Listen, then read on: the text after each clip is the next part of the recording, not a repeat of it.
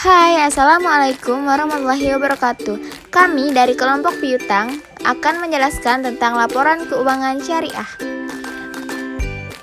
Pengertian laporan keuangan syariah adalah sebuah gambaran dari sistem keuangan dari beberapa transaksi dan kejadian-kejadian ekonomi yang masuk dalam kategori fenomena ekonomi.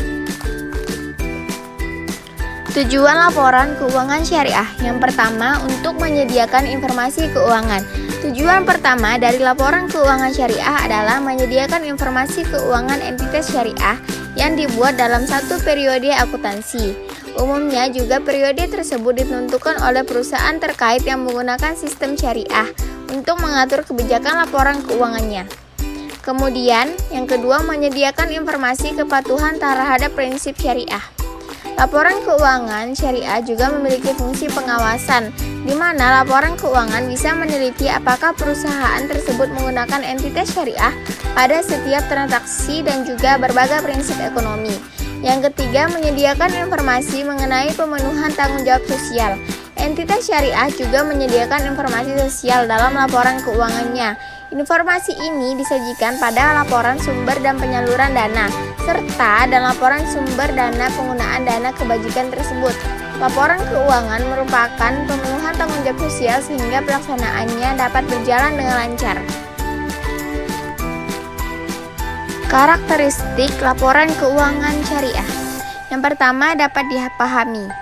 Kualitas penting informasi yang memang bisa ditampung di laporan keuangan yaitu kemudahan untuk segera dipahami oleh para pemakai. Maksudnya, kualitas penting informasi yang ditampung dalam laporan keuangan adalah kemudahannya untuk segera dapat dan dipahami oleh pemakai. Yang kedua, relevan. Agar bermanfaat, informasi harus relevan untuk memenuhi kebutuhan pemakai dalam pemakaian dan proses pengambilan keputusan. Yang ketiga, keandalan. Andal diartikan sebagai bebas dari pengertian yang menyesatkan, kesalahan material, dan dapat diandalkan sebagai penyajian jujur dari yang seharusnya disajikan atau yang diharapkan dapat disajikan dengan benar. Jenis laporan keuangan syariah. Laporan keuangan bank syariah yang lengkap terdiri dari 8 jenis. Yang pertama, laporan posisi keuangan atau neraca. Yang kedua, laporan laba. Yang ketiga ada laporan perubahan ekuitas. Yang keempat, laporan arus kas. Yang kelima ada laporan rekonsiliasi pendapatan dan bagi hasil. Yang keenam, laporan sumber dan penyaluran dana zakat. Yang ketujuh, laporan sumber dan penggunaan dana kebajikan. Yang terakhir ada catatan atas laporan keuangan. Selanjutnya laporan posisi keuangan. Laporan posisi keuangan atau neraca. Pengertian laporan posisi keuangan. Laporan posisi keuangan adalah laporan yang sifatnya sangat sistematis terkait posisi keuangan perusahaan, baik itu perusahaan jasa, dagang, atau manufaktur. Laporan posisi keuangan adalah ringkasan dari sebuah perusahaan terkait kondisi aset, liabilitas, dan juga ekuitas perusahaan. Selanjutnya adalah fungsi laporan posisi keuangan. Pada dasarnya, fungsi laporan posisi keuangan adalah guna magnet mengetahui kondisi utang, aktiva, dan juga modal suatu entitas pada suatu waktu tertentu, seperti per tanggal 31 Juli 2021.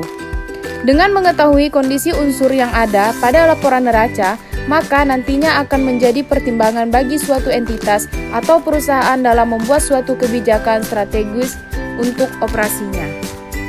Selanjutnya ada komponen. Komponen dan elemen balance sheet ini terdiri dari 3 unsur utama, yakni 1. Aset.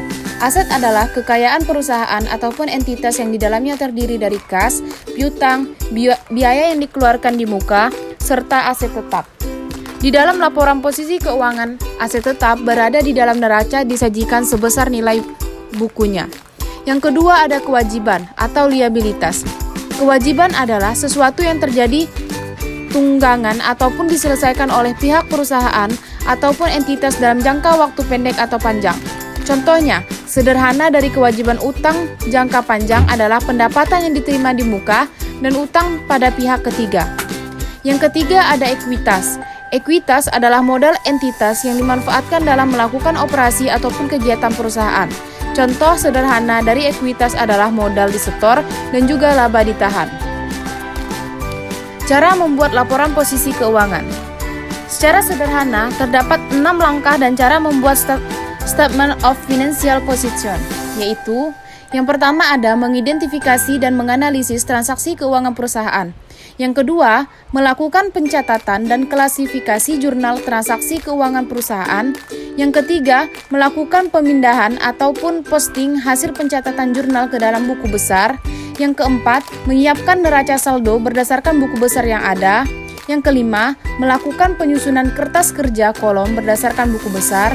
Yang keenam, membuat Statements of Financial Position yang dibuat berdasarkan kertas kerja kolom. Selanjutnya adalah contoh berikut PT Bank BRI Syariah Tbk, laporan posisi keuangan tanggal 31 Desember 2019. Yang pertama ada aset, kas, giro dan penempatan pada Bank Indonesia, giro dan penempatan pada bank lain, investasi pada surat berharga, tagihan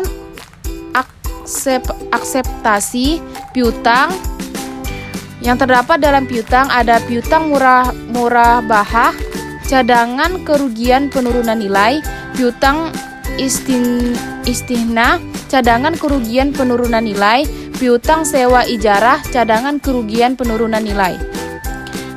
Pinjaman qard, cadangan kerugian penurunan nilai, pembiayaan mudharabah, cadangan kerugian penurunan nilai, pembiayaan musyarakah, cadangan kerugian penurunan nilai. Aset yang diperoleh untuk ijarah neto, aset tetap dikurang neto, aset pajak tangguhan, aset lain-lain, cadangan kerugian dan penurunan nilai. Jumlah aset. Jadi semuanya dijumlahkan. Selanjutnya laporan posisi keuangan. Liabilitas dana syirkah, temporer dan ekuitas. Liabilitas segera bagi hasil yang belum dibagikan, ada simpanan. Yang terdapat dalam simpanan ada giro wadiah, tabungan wadiah, simpanan dari bank lain, kewajiban ekspektasi, utang pajak, estimasi kerugian komitmen dan kontingensi, estimasi liabilitas imbalan kerja, liabilitas lain-lain, jumlah liabilitas, dana syirkah temporer, giro mudharabah, tabungan mudharabah, deposito mudharabah, skuk mudharabah, subordinasi, jumlah dana syirkah temporer. Selanjutnya ada laporan posisi keuangan lanjutannya. Ekuitas atau modal saham. Nilai nominal Rp500 per saham pada tanggal 31 Desember 2019 dan 31 Desember 2018. Modal dasar 15 juta. Yang kedua ada laporan laba rugi. Laporan laba rugi adalah laporan finansial perusahaan yang dibuat oleh bidang keuangan tertentu. Isi dari laporan ini ialah data-data pendapatan sekaligus beban yang ditanggung oleh perusahaan. Yang kedua ada fungsi laporan laba rugi. Yang pertama untuk dijadikan bahan evaluasi keuangan. Ketika perusahaan sudah berjalan selama 1 bulan atau 1 tahun, pasti ada transaksi keuangan di sana, baik yang menghasilkan kerugian maupun laba. Nah, akumulasi dari total finansial tersebut yang akan menjadi laba rugi perusahaan di bulan atau tahun tertentu. Yang kedua, untuk mengetahui perkembangan perusahaan.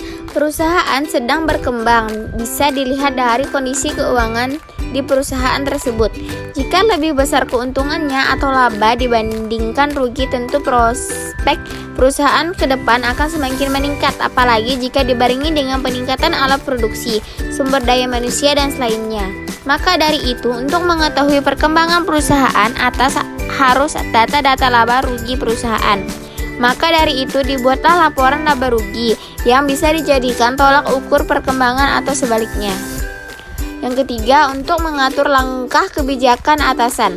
Fungsi yang ketiga dari laporan laba rugi adalah untuk mengatur langkah kebijakan atasan terkait dengan pembiayaan. Jika di dalam laporan tersebut kerugian terbanyak akibat alat produksi yang tidak bekerja, maka di tahun berikutnya bisa diganti dengan alat yang lebih menguntungkan. Selanjutnya, komponen dalam laporan laba rugi. Yang pertama, pendapatan atau penjualan.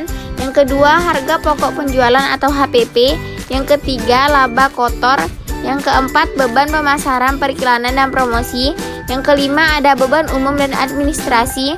Yang keenam, ada depresiasi atau beban penyusutan dan amortisasi. Yang ketujuh, ada pendapatan operasional. Yang kedelapan, ada bunga. Yang kesembilan, ada biaya lainnya. Yang kesepuluh, ada pendapatan sebelum pajak. Yang kesebelas, ada pajak penghasilan. Dan yang terakhir, ada pendapatan bersih. Berikut contoh laporan laba rugi dan penghasilan komprehensif lain dari PT Bank BRI Syariah Tbk pada tahun 2019. Yang pertama, ada pendapatan pengelola dana sebagai mudharib. Di dalam pendapatan pengelola dana sebagai mudharib terdapat 4 pendapatan.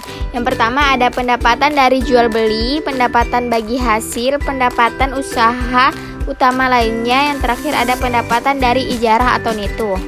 Kemudian dimasukkan hak pihak ketiga atas bagi hasil, dikurangkan dari hasil pendapatan pengelola dana sebagai mudharib dan didapatlah hak bagi hasil milik bank. Kemudian beban pinjaman dana pihak ketiga. Selanjutnya pendapatan usaha lainnya. Ada beban usaha. Di dalam beban usaha terdapat akun-akun seperti gaji dan tunjangan umum dan administrasi, bonus hadiah, administrasi ATM, dan lain-lain. Kemudian ada beban cadangan kerugian. Yang pertama, ada penurunan nilai hasil produktif dan non-produktif atau neto. Selanjutnya didapatlah laba usaha. Beban pendapatan non-usaha neto, laba sebelum beban pajak.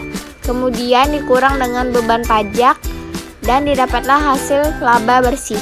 Selanjutnya penghasilan komprehensif lain. Akun-akun yang tidak akan direklasifikasi ke laba rugi, pengukuran kembali program imbalan pasti, pajak penghasilan terkait akun-akun yang tidak direklasifikasi ke laba rugi. Penghasilan komprehensif lain bersih setelah pajak. Kemudian jumlah laba komprehensif tahun berjalan adalah laba per saham dasar dalam rupiah. Kemudian yang terakhir adalah laba per saham dilusian dalam rupiah.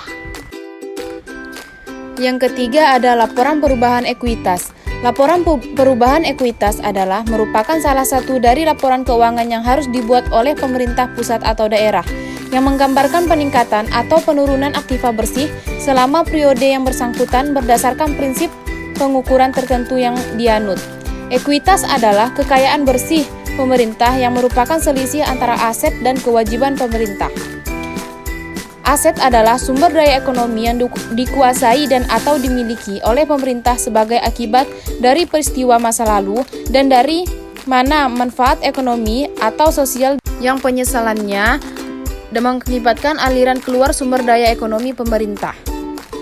Selanjutnya ada tujuan dari dibentuknya laporan perubahan modal atau ekuitas, yaitu memberi laporan mengenai perubahan modal kerja. Yang kedua, membuat ikhtisar dari investasi dan dana yang dihasilkan dalam suatu periode serta aktiva pembayaran.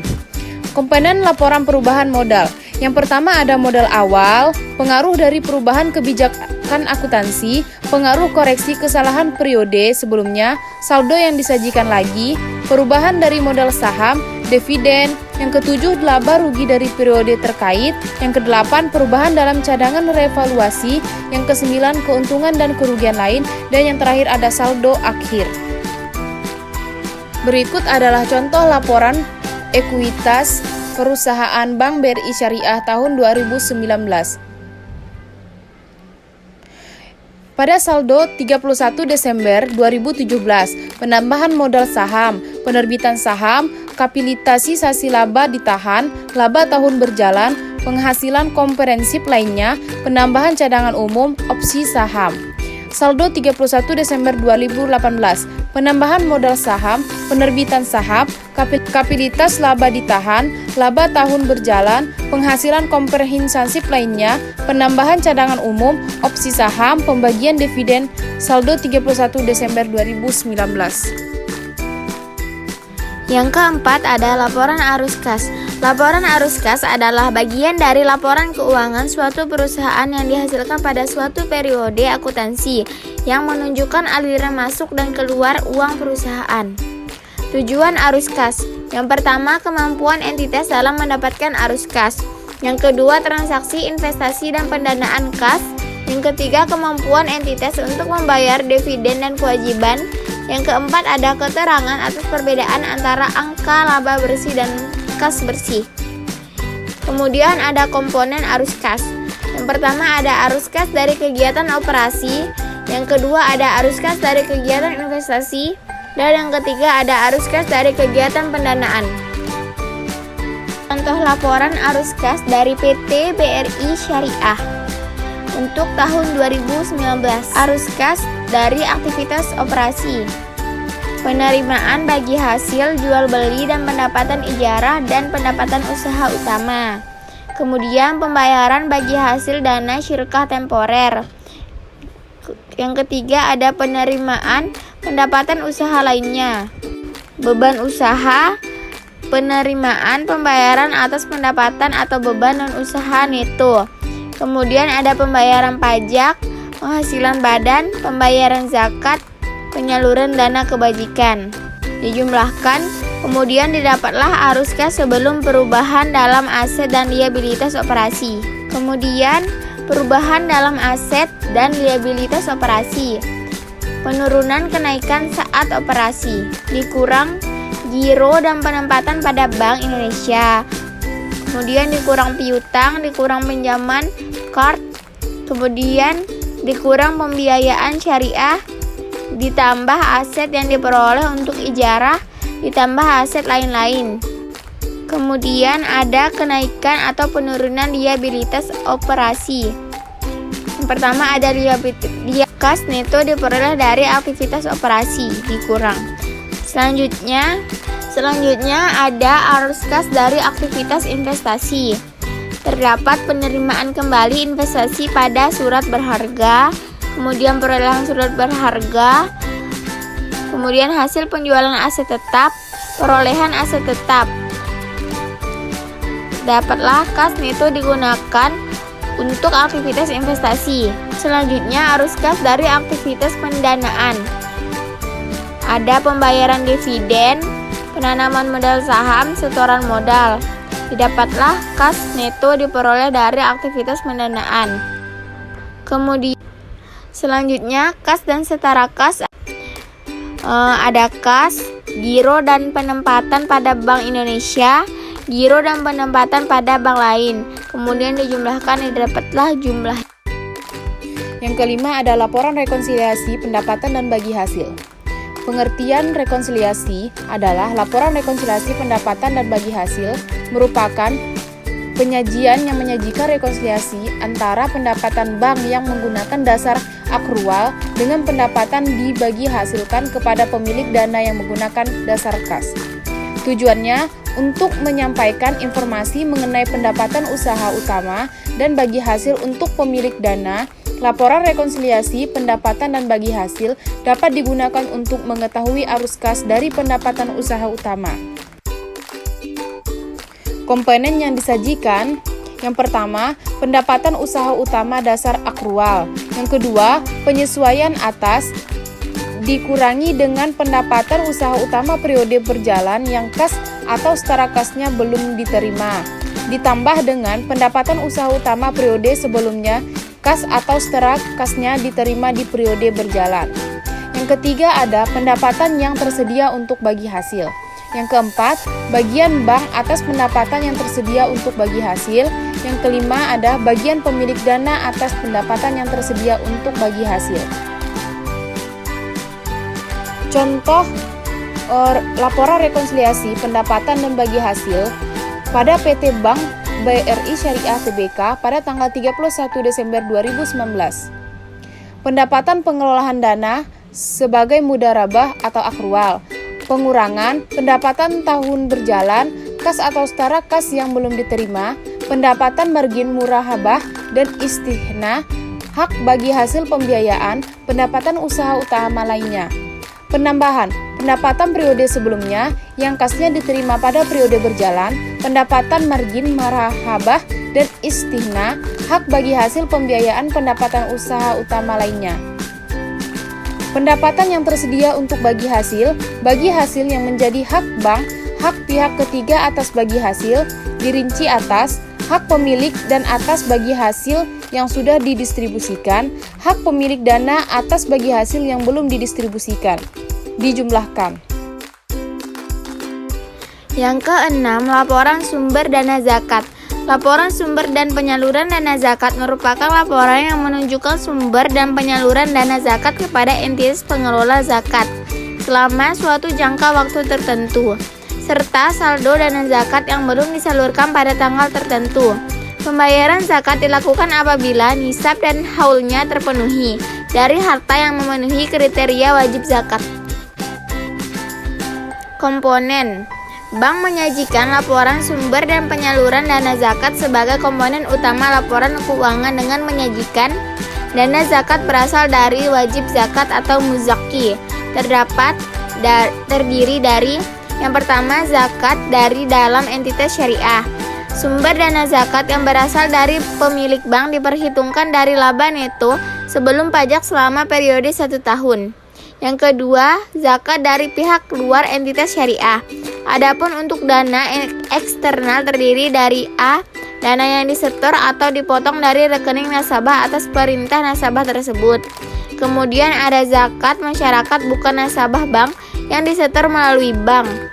Sesuai dengan perundang-undangan yang berlaku, bank hanya dapat menyalurkan dana zakat yang diterima kepada lembaga amil zakat atau badan amil zakat. Berikut laporan sumber dan penyaluran dana zakat dari Bank BRI Syariah pada tahun 2019 dan 2018. Yang pertama, sumber dana zakat didapat dari internal bank dan eksternal bank. Didapatlah penyaluran dana zakat dan disalurkan ke lembaga lain. Kemudian didapatlah surplus atau defisit kemudian sumber dana zakat pada awal tahun. Ditambahkan surplus atau defisit dan sumber dana zakat pada awal tahun ditambahkan dan didapatlah sumber dana zakat pada akhir tahun. Yang ketujuh ada laporan sumber dan penggunaan dana kebajikan. Pengertian, laporan sumber dan penggunaan dana kebajikan merupakan laporan yang menunjukkan sumber dan penggunaan dana kebajikan selama suatu jangka waktu tertentu, serta saldo dana kebajikan yang menunjukkan dana kebajikan yang belum disalurkan pada tanggal tertentu. Laporan sumber dan penggunaan dana kebajikan merupakan laporan yang memberikan informasi agar para pemakai dapat mengevaluasi aktivitas bank dalam mengelola dana kebajikan. Komponen dana kebajikan. Bank menyajikan laporan sumber dan penggunaan dana kebajikan sebagai komponen utama laporan keuangan yang menunjukkan sumber dana kebajikan berasal dari aspek sebagai berikut. Infak dan sedekah adalah dana yang diterima dari eksternal bank atau dari rekening nasabah atas perintah nasabah tersebut. Hasil pengelolaan wakaf sesuai dengan perundang-undangan yang berlaku. Pengembalian dana kebajikan produktif. Denda adalah penerimaan dari nasabah atas kesalahan atau kesenjangan yang mengakibatkan tidak terpenuhinya kewajiban nasabah sesuai dengan akad, seperti akad murahabah atau istihna. Pendapat non-halal. Penerimaan non-halal 16 adalah semua penerimaan dari kegiatan yang tidak sesuai dengan prinsip syariah, antara lain penerimaan jasa, giro atau bunga yang berasal dari bank umum konvensional. Penerimaan non-halal pada umumnya terjadi dalam kondisi darurat atau kondisi yang tidak diinginkan oleh entitas syariah karena secara prinsip dilarang. Contoh sumber dana penggunaan kebijakan perusahaan Bank BRI Syariah pada tahun 2019. Sumber dana kebijakan, sumbangan hibah. Sumber dana kebajikan, sumbangan atau hibah, pendapatan non-halal, denda, penggunaan dana kebajikan, sumbangan, surplus, dana kebajikan pada awal tahun, dana kebajikan pada akhir tahun. Yang terakhir ada catatan atas laporan keuangan. Catatan atas laporan keuangan atau CALK adalah catatan atau informasi tambahan yang ditambahkan ke bagian akhir laporan keuangan. Hal ini bertujuan agar tersedia tambahan informasi kepada pembaca. Fungsi lain dari catatan atas laporan keuangan adalah membantu menjelaskan perhitungan item tertentu yang ada di laporan keuangan, sehingga bisa memberikan nilai komprehensif terhadap kondisi keuangan sebuah perusahaan. Tujuan yang pertama memberikan informasi sumber daya, yang kedua memberikan informasi potensi penghasilan, yang ketiga dasar pengambilan keputusan, yang keempat melaporkan efektivitas dan efisiensi pengelolaan, yang kelima meningkatkan pemahaman penggunaan akhir. Komponen yang pertama laporan posisi keuangan untuk akhir periode, yang kedua laporan laba rugi dan penghasilan komprehensif lain, yang ketiga laporan perubahan ekuitas, yang keempat laporan arus kas. Berikut contoh singkat dari catatan atas laporan keuangan dari PT Bank BRI Syariah pada tahun 2019. Sekian penjelasan dari kami akhiri dengan wabillahi taufiq wal hidayah. Wassalamualaikum warahmatullahi wabarakatuh.